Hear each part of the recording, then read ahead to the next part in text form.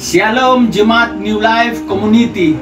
Saya bersyukur bisa memberitakan kebenaran firman Tuhan yang menjadi tuntunan kehidupan kita hari lepas hari.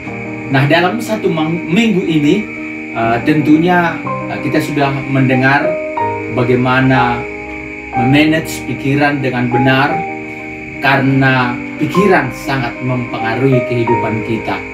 Maka hari ini juga firman Tuhan masih terus berbicara tentang bagaimana kita bisa mengelola pikiran dengan baik.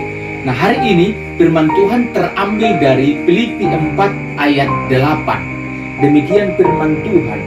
Jadi akhirnya, saudara-saudara, semua yang benar, semua yang mulia, semua yang adil, semua yang suci, semua yang manis, semua yang sedap didengar, semua yang disebut kebajikan dan patut dipuji, pikirkanlah semua itu.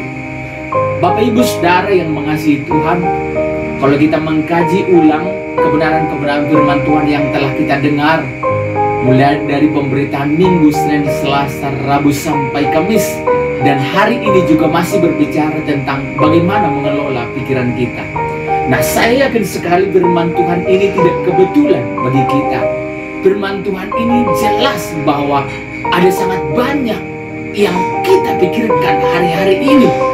Ada sangat banyak juga yang masuk ke pikiran kita, karena pikiran kita menentukan tindakan kita.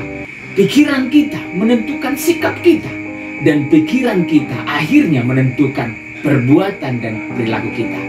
Nah, hari ini berpikiran tentang apa yang suci. Nah, firman Tuhan ini jelas menuliskan bahwa pikiran suci itu adalah satu pola pemikiran yang bersih.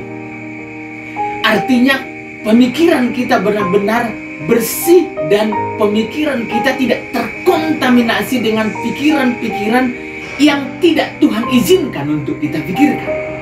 Maka Filipi 4 ayat 8 ini jelas dikategorikan Tuhan. Pikirkan hal-hal yang telah tertulis dalam firman Tuhan.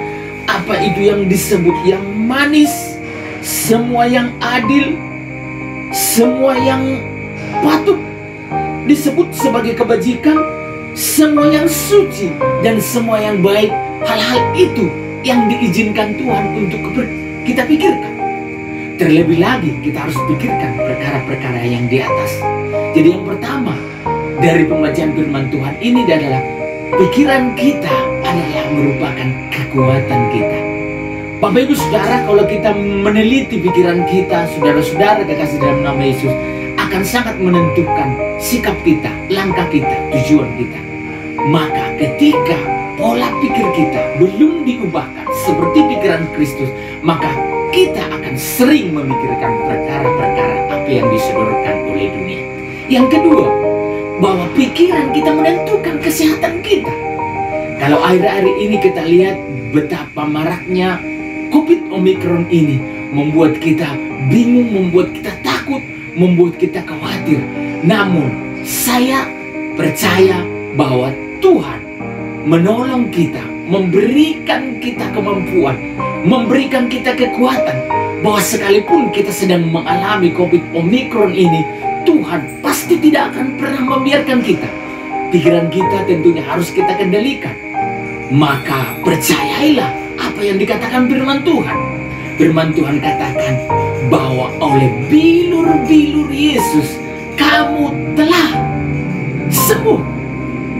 Kadang-kadang kita berpikir, oleh karena kita pikirkan penyakit kita, maka kita berpikir seolah-olah kita menjadi dokter pribadi sendiri. Seakan-akan kita bisa menciptakan pemikiran-pemikiran yang sebenarnya tidak seturut dengan kehendak Tuhan. Tapi Tuhan katakan kalau kita mau berdiri dalam pikiran kita, karena pikiran kita menentukan kesehatan kita, maka pikirkanlah kesehatan yang akan terjadi di dalam tubuh kita. Karena Tuhan akan menolong kita, memberi kemampuan, kekuatan untuk kita dapat menanggung segala penyakit yang ada di dalam tubuh kita.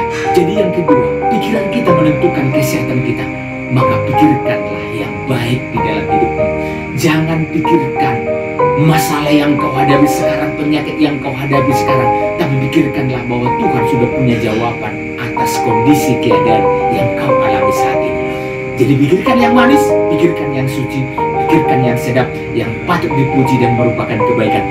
Pikirkanlah semua itu. Demikian firman Tuhan. Hari ini Tuhan memberkati saudara. Saya berdoa kepada saudara, Bapa di surga, berkati umat-Mu hari ini dalam seluruh aktivitas kegiatan apapun yang mereka lakukan. Engkau Tuhan menolong mereka supaya pikiran mereka tertuju hanya kepada Kristus. Dalam nama Tuhan hamba berdoa. Haleluya. Amin, amin, amin.